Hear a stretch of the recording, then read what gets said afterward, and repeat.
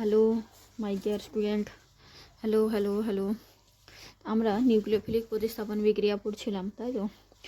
তো আজকে পড়ব নিউক্লিওফিলিক প্রতিস্থাপন বিক্রিয়া করকম বলেছিলাম, 3 রকমের, তাই তো? কী ছিল? SN1, আর ছিল SN2, অ্যান্ড ছিল SNI। এটা কি? Substitution nucleophilic unimolecular reaction. আর SN2 মানে হচ্ছে substitution nucleophilic bimolecular, and SNI হচ্ছে সাবস্টিটিউশন নিউক্লিওফিলিক ইন্টারনাল। তো এই রিয়াকশান মেকানিজমগুলো কী করে হয় সেই জিনিসগুলো আমরা একে একে দেখব। তো আজকে আমরা পড়ব ডিটেলসে SN1 রিয়াকশান মেকানিজম। তো তার জন্য আমি প্রথমে একটা সাবস্ট্রেট নিচ্ছি। দেখো কি নিচ্ছি আমি, CH3 লিখলাম, প্লাস কি নিলাম, কি নিতে হবে আমাদের, বেস নিতে হবে। সেটা কি? অ্যাকুয়াস মিডিয়ামে। কেন নিতে হবে বেস এবং অ্যাকুয়াস মিডিয়ামে কেন নিতে হবে সেই জিনিসটা আমরা পরে বলবো। এবং তাহলে সাবস্টিটিউটেড প্রোডাক্ট আমরা পাবো কীরকম, CH3OH প্লাস আমি প্রোডাক্ট পাবো কি, আর একটা পাবো কি,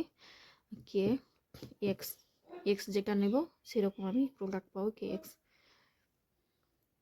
ঠিক আছে, এখানে কি হলো মেন বিষয়, এখানে আমার নিউক্লিওফাইল কি OH মাইনাস কার্বনে অ্যাটাক হলো, আর এক্সটা বেরিয়ে গেল, লিভিং গ্রুপ বেরিয়ে গেল। তো এই রিয়াকশানটা অ্যাকচুয়ালি কী করে হয় তার মেকানিজম, তো চলো মেকানিজমটা দেখি। মেকানিজম বা ক্রিয়াকৌশলটা কি? ক্রিয়াকৌশলে হলো আসছে, প্রথমে আমি সাবস্ট্রেটকে নিচ্ছি CH3 এটা দুটো স্টেপে ঘটে। এটা হচ্ছে স্টেপ 1 রিয়াকশান। এখানে কি হয়, প্রথম স্টেপেই দেখতে পাবো আমরা এই বন্ডটা ব্রেকিং হচ্ছে, এই বন্ডটা ব্রেকিং হয়ে যাচ্ছে, দিয়ে একটা কার্বোক্যাটায়ন ফর্মেশন হচ্ছে, CH3 এখানে পজিটিভ কার্বোক্যাটায়ন একটা জেনারেট হচ্ছে। কেন এই বন্ধনটা ভাঙছে, অন্য কোনো বন্ধনগুলো ভাঙছে না? তার কারণ হচ্ছে, দেখো এই বন্ধনটা দুর্বল প্রকৃতির, কারণ এই বন্ধনে এখানে একটা ইলেকট্রোনেগেটিভ অ্যাটম এক্স মানে আমার কি হবে, এক্স মানে আমার হচ্ছে ক্লোরিন, ব্রোমিন এবং আয়োডিন। এগুলো প্রত্যেকে দেখো ইলেকট্রোনেগেটিভ অ্যাটম। তারা কি করবে, বন্ধনের ইলেকট্রন জোড়কে নিজের দিকে টেনে নেবে। বন্ধনের ইলেকট্রন জোড় নিজের দিকে টেনে নিলে এরা কি হয়, গেল নেগেটিভ গেল পজিটিভ এরকম একটা ফর্মেশন পার্শিয়ালি দেখা যায়, এবং তার ফলে এই বন্ধনটা দুর্বল প্রকৃতির হয়। এবং ওইদিকে দেখো, এইদিকে যে বন্ধন, এই যে CH3 যে বন্ধনগুলো আছে, এই বন্ড পেয়ার রিপালশন ঘটে, তার ফলেও এই বন্ধনটা ভাঙতে সহায়তা করে। তার ফলে এই বন্ডটা বেরিয়ে যায়, এবং ভাঙার পর এমনি কি বেরিয়ে যাবে? এমনি বেরোবে না, কারণ ভাঙার পর যাতে যে মলিকুলটা তার স্টেবিলিটি পায় সেটা দেখবে, তাই তো? এখানে স্টেবিলিটি কে পেলো, যে কার্বোক্যাটায়ন জেনারেট হলো, তো কার্বোক্যাটায়ন স্টেবিল পেলো, এই মলিকুলের তুলনায় এই মলিকুলটা বেশি স্টেবিলিটি পেলো। ছাড়ার পর স্টেবিলিটি পাচ্ছে, স্টেবিলিটি পাওয়ার পর এখানে এর হাইব্রিডাইজেশন কি ছিল, sp3। আর যখন কার্বোক্যাটায়ন জেনারেট হলো তার হাইব্রিডাইজেশন কি হলো, sp2। তার মানে একটা ভ্যাকান্ট পি অরবিটাল এখানে জেনারেট হলো, তাই তো? এরপর এই মলিকুলটা কি, এটা আছে, একে আমরা বলবো ইন্টারমিডিয়েট, কে আমরা বলছি ইন্টারমিডিয়েট কার্বোক্যাটায়ন এটা, এবং স্টেবল কেন মলিকুলটাকে আমরা স্টেবল কেন বলছি কেন, কারণ এখানে যে মিথাইল গ্রুপগুলো আছে প্রত্যেকে 3টে করে আলফা হাইড্রোজেন আছে প্রত্যেকে, তাহলে টোটাল 3টে কত হলো, 9 আলফা হাইড্রোজেন। তাহলে এখানে আমরা পাবো 9 হাইপার কনজুগেটিভ স্ট্রাকচার পাবো। কি করে পাবো 9 হাইপার কনজুগেটিভ স্ট্রাকচার? আমরা একটা দেখাচ্ছি কি, এই যে হাইপার কনজুগেশন মানে কি বলেছিলাম কিনা, যে সিগমা বন্ধনের ইলেকট্রন পাশের যে ভ্যাকান্ট অরবিটাল তাতে কিনা স্টেবিলিটি পাবে, সেটা হবে কি মানে হাইপার কনজুগেশন। তো এখানে ওই পজিটিভ কার্বোক্যাটায়ন, তার এখানে ভ্যাকান্ট পি অরবিটাল ফাঁকা আছে, তাহলে এখানে CH যে বন্ধন, এই প্রত্যেকটা সিগমা বন্ধের যে ইলেকট্রনগুলো এই ভ্যাকান্ট অরবিটালে কনজুগেশন করতে পারে। তার ফলে এখানে একটা পার্সিয়াল ডবল বন্ড ফর্মেশন হয়, carbon partial double bond formation হয়। তার ফলে এই সিগমা বন্ধনটা স্টেবিলিটি পাচ্ছে। তো এই ঘটনাটাকে আমরা কি বলছি, এটাকে আমরা বলছি হাইপার কনজুগেশন। হাইপার কনজুগেশন, ঠিক আছে, বোঝা গেল। তো হাইপার কনজুগেশনের কারণে এই মলিকুলটা হলো কি স্টেবল। এবার দ্বিতীয় স্টেপে, এবার এটা আমি ক্লিন করে নিচ্ছি। এবার আমরা দেখব স্টেপ টুতে আমরা শুরু করব কোথা থেকে, ইন্টারমিডিয়েট স্টেপ থেকে। ইন্টারমিডিয়েট স্টেপে আমরা কি পেয়েছিলাম, একটা কার্বোক্যাটায়ন পেয়েছিলাম, কেন স্টেবল সেটা আমরা ব্যাখ্যা করলাম। তো এবার এইখানে নিউক্লিওফাইল এবার অ্যাটাক করবে। নিউক্লিওফাইল এখানে একটা ভ্যাকান্ট সৃষ্টি হয়েছে, লিভিং গ্রুপ বেরিয়ে যাওয়ার ফলে একটা ভ্যাকান্ট সৃষ্টি হয়েছে। এরপরে এখানে এসে নিউক্লিওফাইল অ্যাটাক করবে, এবং নিউক্লিওফাইল অ্যাটাক দুদিক থেকে করতে পারবে, এক সামনের দিক থেকে, একটা পিছন দিক থেকে। সেই কারণে আমরা প্রোডাক্টগুলো পাই কীরকম, দু রকমের প্রোডাক্ট পাই। তো এখানে এর সাবস্ট্রেটের যদি স্টিরিওকেমিস্ট্রি আমরা দেখাই, তাহলে আমরা দু রকমের পাবো। তো আমি এখানে যেহেতু স্টিরিওকেমিস্ট্রি আমি দেখাইনি, তাই আমি এখানে চেষ্টা করছি একটাই প্রোডাক্ট দেখানোর। আর এই মলিকুলটাকে, আচ্ছা যেহেতু স্টিরিওকেমিস্ট্রি আমি দেখাইনি, তাই একই রকমই প্রোডাক্ট পাবো, দেখতে একই রকমই লাগবে।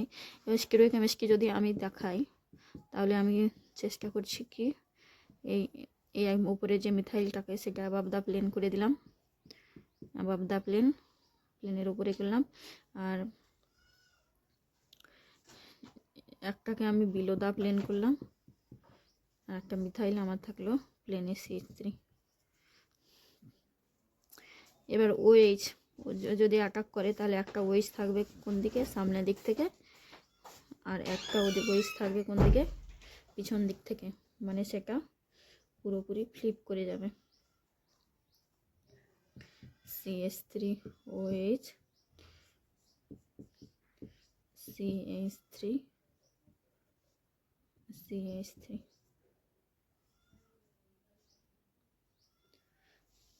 ঠিক আছে, তাহলে এখানে এর কনফিগারেশান যদি আর হয়, তাহলে এর কনফিগারেশান হবে ইয়েস, দুটো কনফিগারেশান পাবো। তো আমরা এই প্রোডাক্টগুলো পেলাম। তো এটা যদি সাবস্ট্রেটের মতো সেম, এর গঠন আকৃতি সেম, তাই এটাকে আমরা বলছি কি রিটেনশন প্রোডাক্ট বলছি এটাকে আমরা। আর এটা হচ্ছে উল্টো দিকে ইনভার্সন বা উল্টো টাইপের, তাই এটাকে বলছি আমরা কি ইনভার্টেড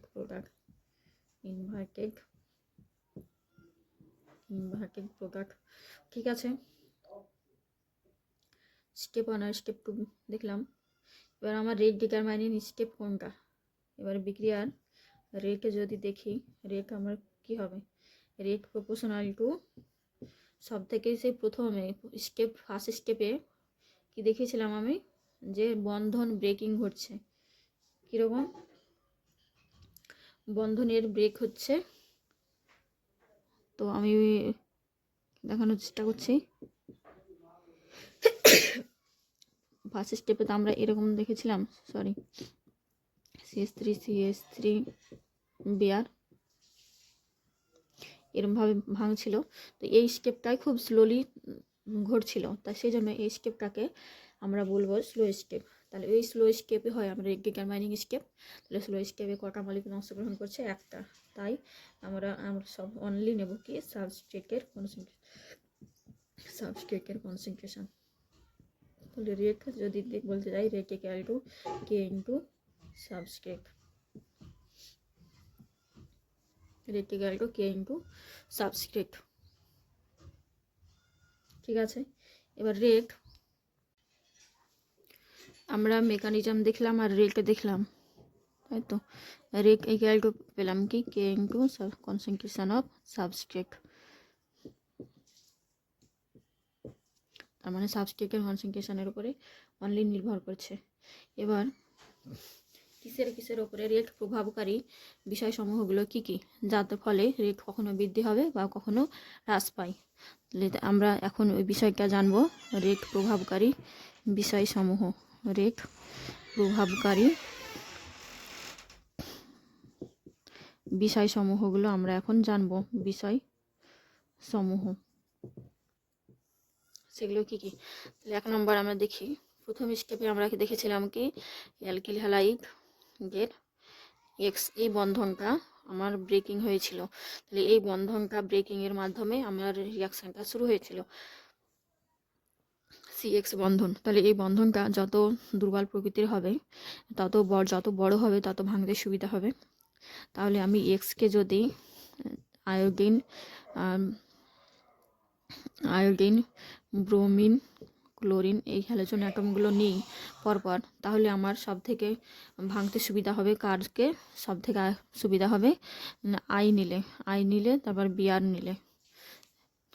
কারণ কি CI বন্ধনটা সব থেকে বড়, তার মানে CBR বন্ধনটা বড়, তারপরে হচ্ছে CCl বন্ধনটা। ঠিক কীরকম, তোমাকে যদি একটা বড় লাঠি দেওয়া হয় তাহলে তুমি সেটাকে সহজেই ভেঙে ফেলবে, আর ছোটোটা দিলে অতটা একটু তুলনামূলকভাবে একটু কষ্ট হবে ভাঙতে। তো যেটা ভাঙতে সহজে পারবে সেখানে তাহলে তুমি তাড়াতাড়ি করতে পারবে, তার মানে রেটটা বেশি। তাহলে বিক্রিয়ার রেটও যদি দেখে দিই আমি, তাহলে CI যে কম্পাউন্ডটা আছে সেগুলো তো থাকবে, CI বন্ধন, তারপরে CBR, তারপরে হবে CCl।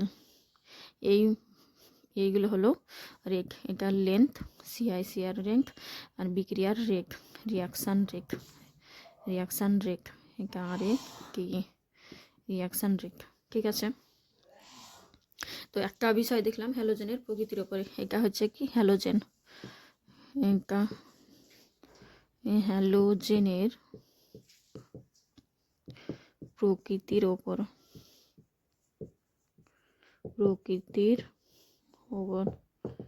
নির্ভর করছে। ঠিক আছে, এই ব্যাপারটা দেখলাম। এবার 2 নম্বর দেখি পয়েন্ট, মেন বিষয় বিক্রিয়ার রেটে আমরা কি দেখেছিলাম, একটা জিনিস অংশগ্রহণ করছে, সেটা কি সাবস্ট্রেট। তাহলে সাবস্ট্রেটের গঠন আকৃতি কেমন হবে সেই জিনিসটা এবার আমরা জানবো। সাবস্ট্রেটের কম্পাউন্ডটা ছেড়ে দেওয়ার পর সাবস্ট্রেট কি কার্বন, সেই কার্বনটা তাহলে কী ধরনের কার্বন হবে। তাহলে কার্বন এটা তো হ্যালোজেন গ্রুপ থাকবেই, সেটা আমি লিখছি CX। এটা কি হলো, এটা আমার 3 ডিগ্রি কার্বন, আমার X তো থাকবেই, তার সঙ্গে আমি একে একে প্রতিস্থাপিত করছি হাইড্রোজেন দিয়ে আর কিছু মিথাইল দিয়ে। তাহলে এখানে 2 মিথাইল, একটা কার্বনের সঙ্গে 2 মিথাইল গ্রুপ, তাহলে আমরা এখানে 2 ডিগ্রি, এখানে 3 ডিগ্রি, আর এখানে নিচ্ছি 1 ডিগ্রি, 3 ডিগ্রি, এখানে একটা CH3 1 ডিগ্রি X, আর লাস্টে হচ্ছে 3টেই হাইড্রোজেন, কোনো মিথাইল গ্রুপ থাকবে না, X। ঠিক আছে, তাহলে 3 ডিগ্রি 2 ডিগ্রি 1 ডিগ্রি, এখানে এই কার্বনের সঙ্গে যটা কার্বন যুক্ত থাকবে সেই সংখ্যাটাকে আমরা বলবো যে তার কার্বনের ডিগ্রি। তাহলে এখানে দেখো এই যে X গ্রুপটাকে এখানে যদি আমি বের করে দিই, তাহলে কি পাচ্ছি, যে কার্বোক্যাটায়ন পাবো, CH3 এখানে একটা কার্বোক্যাটায়ন পাচ্ছি। এই কার্বোক্যাটায়নের কটা আলফা হাইড্রোজেন আছে বলো প্রত্যেকে, 9 আলফা হাইড্রোজেন। তাহলে হাইপার কনজুগেটিভ স্ট্রাকচার কটা পাবো, 9 হাইপার কনজুগেটিভ স্ট্রাকচার আগে আমি দেখিয়েছি। সেমভাবে এখানে কটা আছে, এখানে আছে 6 আলফা হাইড্রোজেন, তাহলে পাবো 6 হাইপার কনজুগেটিভ স্ট্রাকচার। ঠিক আছে, আর এখানে পাবো আমরা কি, এখানে কটা আছে, এখানে 3 আলফা হাইড্রোজেন, আর কত হাইপার কনজুগেটিভ স্ট্রাকচার পাবো, 3 হাইপার কনজুগেটিভ স্ট্রাকচার। এখানে আলফা হাইড্রোজেন কত, 0। ঠিক আছে, তাহলে আমরা বিক্রিয়ার রেট যদি দেখি, যতগুলো আলফা হাইড্রোজেন তত হাইপার কনজুগেটিভ স্ট্রাকচার, তার মানে স্টেবিলিটি তত বেশি, তার মানে বিক্রিয়ার রেট তত বেশি। তাহলে আমি যদি অর্ডারটা দেখি, তাহলে বিক্রিয়ার অর্ডারটা আমার কি হবে, কীরকম হবে, বিক্রিয়ার অর্ডারটা হবে 3 ডিগ্রি, 2 ডিগ্রি এবং 1 ডিগ্রি। তারপরে আসবে মিথাইল হ্যালাইড। এটা কার ক্ষেত্রে, SN1, অবশ্যই SN1ই পড়াচ্ছি। ঠিক আছে, বোঝা গেল। এরপরে বিক্রিয়ার রেট প্রভাবকারী বিষয়ের মধ্যে 3 নম্বর পড়ে কি, দ্রাবকের প্রকৃতির ওপরে। দ্রাবকের প্রকৃতির ওপরে নির্ভর করে, কিভাবে সেটা দেখব, প্রকৃতির ওপরে।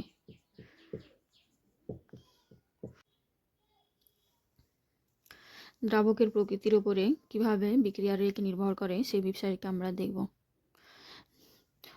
SN1 রিয়াকশানে প্রথমে আমরা দেখেছিলাম কি হয়েছিল,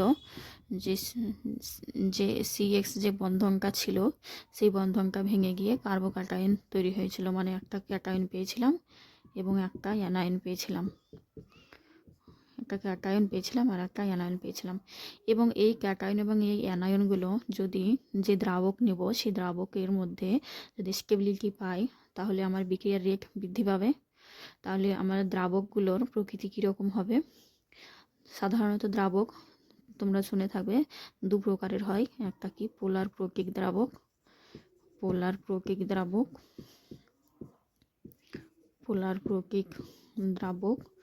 বা পোলার প্রকৃত সলভেন্ট বলা হয়, একটা হচ্ছে পোলার অ্যাপ্রোয়াটিক দ্রাবক বা সলভেন্ট। এই 2 প্রকারের আমরা সলভেন্ট পাই। পোলার প্রকৃত দ্রাবক কোনগুলো, পোলার প্রকৃত দ্রাবক হলো, ইয়াকে ডিসকাশন করছি। পোলার প্রকৃত দ্রাবক হচ্ছে যেগুলোতে পোলারিটি থাকবে এবং মোর ইলেকট্রোনেগেটিভ অ্যাটমের সঙ্গে হাইড্রোজেনগুলো যুক্ত থাকবে, সেই রকম দ্রাবককে বলছি পোলার প্রকৃত দ্রাবক। তো সেরকম কারা হয়, যেমন ইথানল, জল, এই সমস্ত দ্রাবকগুলো পোলার প্রকৃত দ্রাবক। এরা পোলার প্রকৃত দ্রাবকে SN1 রিয়াকশান ভালো হয়। কেন ভালো হয় সেটা আমরা দেখব। দেখো, এই পোলার প্রকৃতিকে C2H5OH যদি নিই, তাহলে এখানে দেখো আমি একটা পজিটিভ পাচ্ছি, পজিটিভ প্লাস ডেল নেগেটিভ, যেহেতু এটা মোর ইলেকট্রোনেগেটিভ অ্যাটমের সঙ্গে থাকে, এরকম একটা পোলারিটি জেনারেট থাকে সলভেন্টের মাধ্যমে। যেই এই SN1 রিয়াকশানটা শুরু করব, সেই রিয়াকশানে কার্বোক্যাটায়ন তৈরি হবে, CH3, এটা একটা কার্বোক্যাটায়ন। এই কার্বোক্যাটায়নটাকে স্টেবিলিটি দেবে কে, OH- কি করবে, একটা হাইড্রোজেন বন্ধন তৈরি করবে, দিয়ে C2H5 এর সঙ্গে একটা হাইড্রোজেন বন্ধন তৈরি করবে। এরকম অসংখ্য ইথানল মলিকুল এর সঙ্গে হাইড্রোজেন বন্ধন তৈরি করে স্টেবিলিটি দেয়, C2H5 স্টেবিলিটি দেবে এই কার্বোক্যাটায়নকে।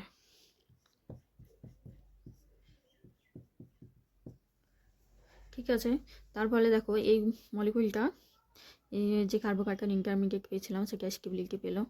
সেমভাবে যে অ্যানায়ন ফর্মেশন হয় সলভেন্টে, অ্যানায়নও স্টেবিলিটি পেয়ে যায়। তার ফলে রিয়াকশান রেট কিন্তু খুব ভালো হয় এবং বিক্রিয়ার পক্ষে খুব অনুকূল পরিবেশ তৈরি হয়ে যায়। এই পোলার প্রকৃতির যদি দ্রাবকটা আমরা নিই, তাহলে C2H5 এটা কিভাবে স্টেবিলিটি পায়, এই হাইড্রোজেনের সঙ্গে এই হাইড্রোজেন বন্ধন করে, যেহেতু নেগেটিভ হাইড্রোজেন পজিটিভ, C2H5 এরকম অসংখ্য হাইড্রোজেন পরমাণু, মানে এই X- এর সঙ্গে হাইড্রোজেন বন্ধন তৈরি করে, H অ্যাটমের সঙ্গে হাইড্রোজেন বন্ধন তৈরি করে আয়নটাকেও স্টেবিলিটি দেয়।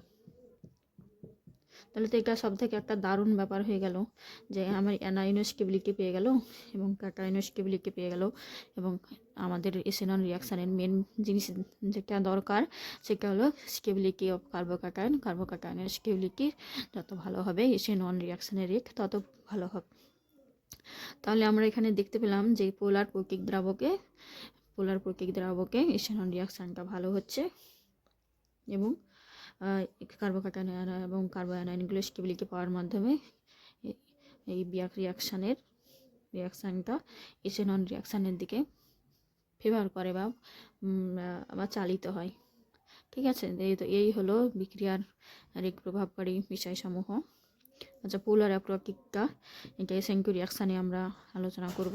এসেনকিউ রিয়াকশান পোলার অ্যাপ্রোকিক দ্রাবকে পোলার অ্যাপ্রোকিক দ্রাবকে যেটা সেখানে এসেনকিউ রিয়াকশান ভালো হয়। ঠিক আছে, এবার আমরা দেখব যে এসেনন রিয়াকশান মেকানিজমের কীভাবে মানে তার ডায়াগ্রামটা কীরকম হয়। তো আমরা যে সাবস্ট্রেটকে নিচ্ছি তো এরকম এক্স অ্যাক্সিস ওয়াই অ্যাক্সিসের দুটো প্লটকে নিলাম। এক্স অ্যাক্সিস যেটা এনার্জি নির্দেশ করে আর ওয়াই অ্যাক্সিস যেটা রিয়াকশান কোঅর্ডিনেট যেটা চলে। তো স্টেবিলিটির জন্য তো আমরা গ্রাফটা কীরকম পাবো, এইরকম একটা গ্রাফ পাচ্ছি। কেন এখানে যেটা এটা হচ্ছে আমার রিয়াক্ট্যান্ট, এটা ফার্স্ট ট্রানজিশন স্টেট, এটা কার্বোক্যাটায়ন স্টেট, এখানে কার্বোক্যাটায়ন ইন্টারমিডিয়েট,